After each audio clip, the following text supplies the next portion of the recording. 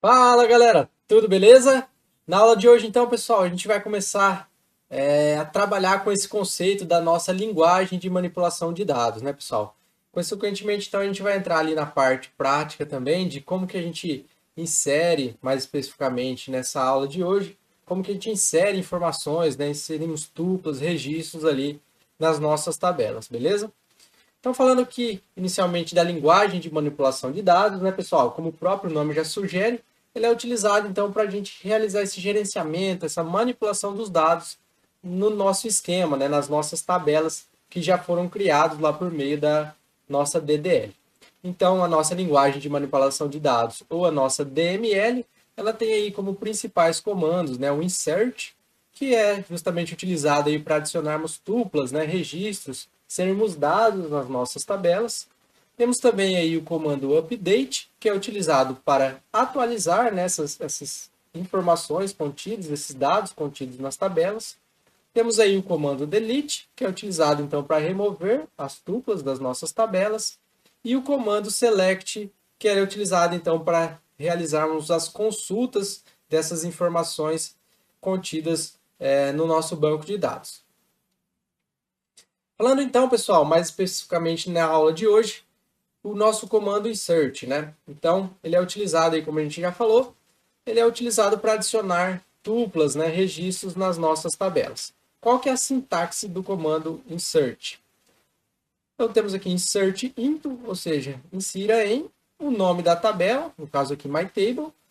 Colocamos entre parênteses, então, os atributos que queremos, então, atribuir esses valores, né? Então, a gente pode colocar ali todos os atributos ou atributos parciais, desde que esses atributos, né? Lembra que a gente comentou lá e inseriu o tipo not null, né? Então, quando a gente coloca um atributo que é do tipo not null, a gente tem que obrigatoriamente informar o valor, né? Referenciar ele aqui e informar o valor para ele, senão a gente vai ter uma mensagem de erro na hora que a gente tentar inserir, beleza? Então, a gente coloca aqui o nome da tabela, entre parênteses, o nome dos atributos, values, né? Ou seja, valores, e os valores desses atributos que a gente quer mencionar, que a gente quer atribuir. Então, basicamente aqui, pessoal, a ordem ela é respectiva, tá? Então, se a gente colocar um atributo RA, vamos pegar um exemplo, né? RA, nome, data de nascimento. Então, a gente vai escrever aqui RA, nome, data, underline, nascimento. Values seria, então, o valor que eu quero inserir para esse nome, para esse RA. Então, vamos pegar o RA 1234, o nome José da Silva, né? Um exemplo, o nome o valor, né, que a gente quer atribuir para esse atributo nome, e o valor da data de nascimento, consequentemente, aí na mesma sequência que a gente mencionou os atributos. Então, esse é o exemplo, né, que a gente já comentou. Então, a gente tem aqui a tabela aluno, o RA, o nome e data de nascimento, os atributos que eu quero inserir, e na ordem aqui a gente coloca o values, né, os valores 1, 2, 3, 4, José da Silva, e o ano, que é a data de nascimento dele. Vamos então aqui, pessoal, já entrar na nossa parte prática, né? Vamos ver como que a gente faz, executa na prática a inserção dos nossos registros, das nossas tuplas, né? Então vamos pegar aqui aquele modelo, né?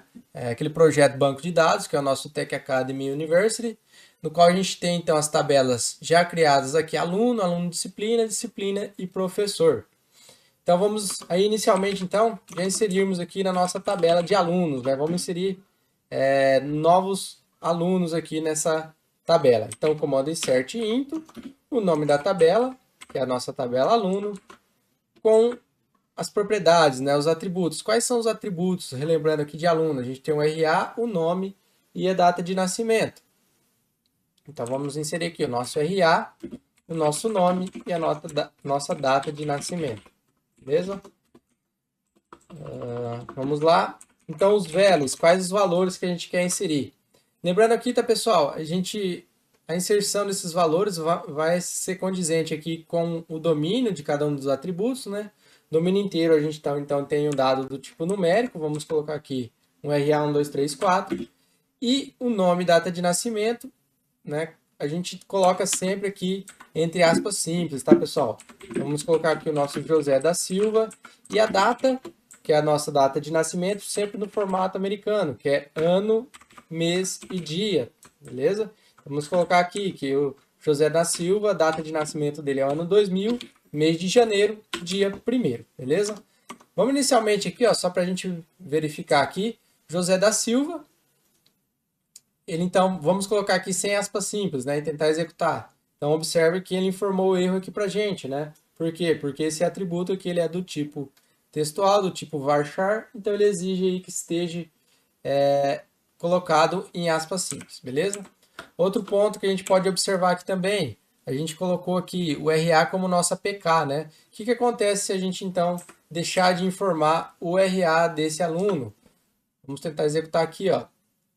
Ó, já é informado também a mensagem aqui, né? Que o campo RA não tem um valor default. Lembra do nosso default lá? A gente então nesse campo, como ele não tem nenhum default e ele é uma chave primária, então ele não pode ser adicionado sem a gente mencionar então esse valor. Vamos adicionar aqui novamente o RA, o nosso 1, 2, 3, 4. Vamos agora sim executar. Então observe aí que a gente já teve essa mensagem de sucesso com uma linha inserida. Beleza, pessoal? Agora, pessoal, que a gente já tem um aluno, o que vai acontecer então se a gente tentar adicionar aí um aluno com uma disciplina? Vamos observar? Vamos então aqui mudar. Vamos inserir um aluno disciplina. Quais são as propriedades, né, as colunas que a gente tem aqui em aluno disciplina? O RA aluno, código disciplina, ano, semestre e nota. Então vamos lá. RA aluno, o nosso código disciplina, o nosso ano, semestre e nota. Então, vamos aqui adicionar os seguintes valores. Vamos colocar aqui o RA 1, 2, 3, 4, que é referenciando o aluno que a gente criou anteriormente. O código da disciplina, vamos colocar o código 1, que ele é um atributo do tipo inteiro, como que a gente já viu, né? Para ver o que vai acontecer aqui. O ano, vamos colocar aqui 2022. Vamos colocar aqui o primeiro semestre. E a nota, vamos colocar aqui nota 10.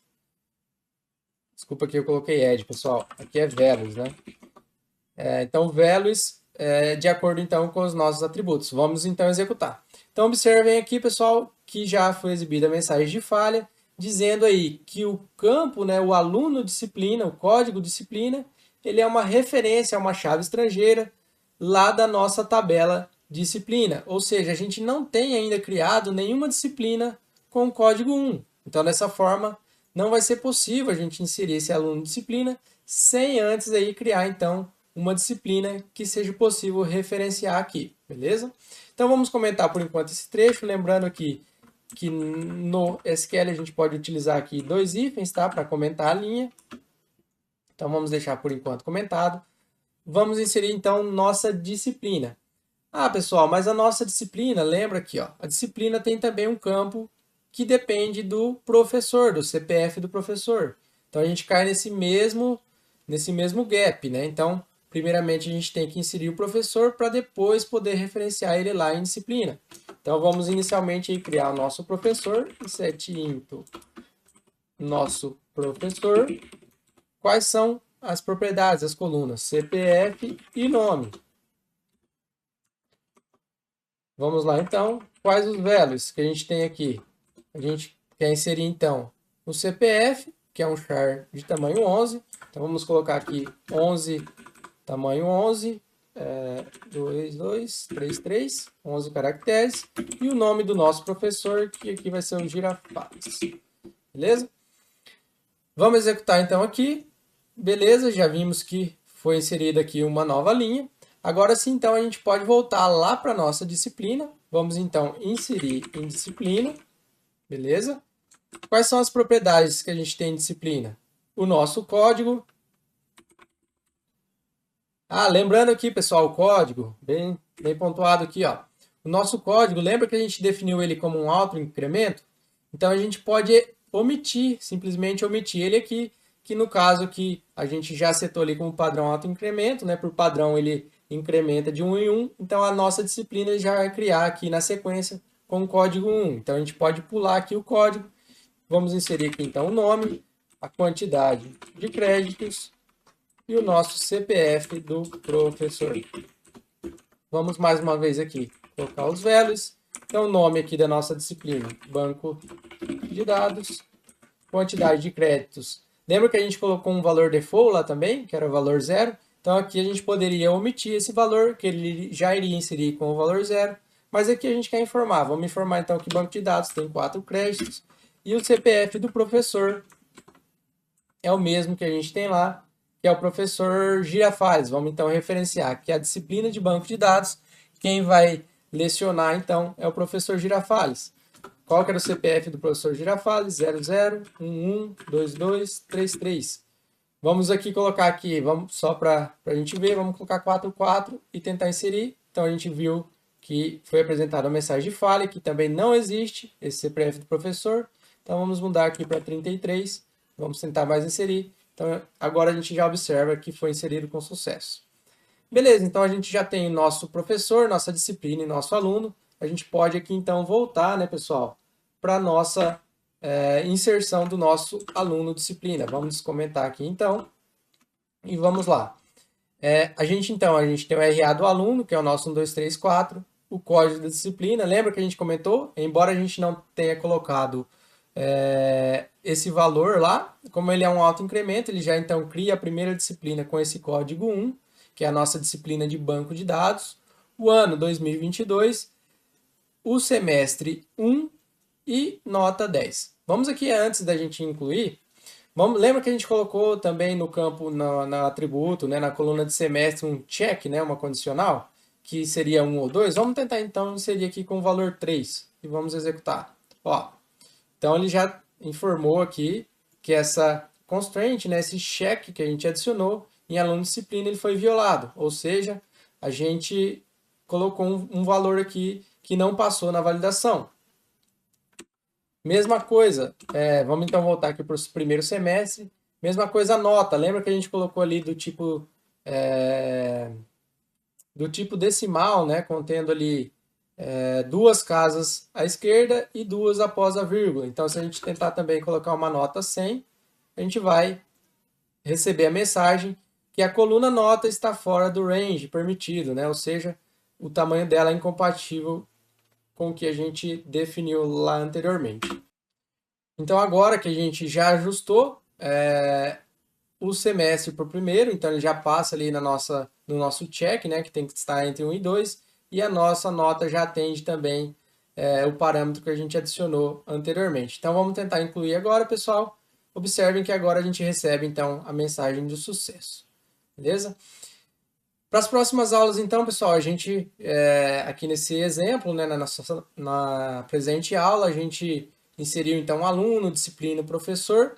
Então, sugiro aí para as próximas aulas, a gente, além de criarmos, né, as nossas entidades que ficaram faltando, as nossas tabelas, também adicionarmos aí, inserirmos mais valores aqui para o nosso modelo, para a gente, então, utilizar posteriormente aí nas nossas operações de consulta. Beleza, pessoal? Vejo vocês até a próxima aula. Um grande abraço.